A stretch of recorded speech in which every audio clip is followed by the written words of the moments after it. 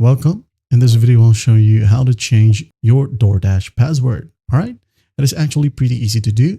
Just go ahead and open up your DoorDash app. Now, once you're in here, locate the profile icon right here. As you can see, I have it on the top right. Now, what we're going to do is just tap on it. Now, once you're in here, just go ahead and tap on manage account. All right. Tap on it.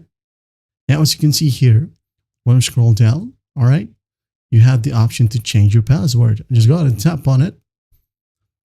Down here, just go ahead and type in your old password. It could be this one. And type in your new password right here. It could be this one.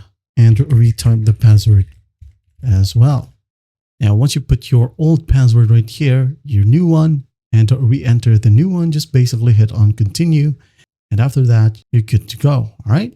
That's basically how you change your password on the DoorDash app. Well, I hope this video helps, and I'll see you in the next one.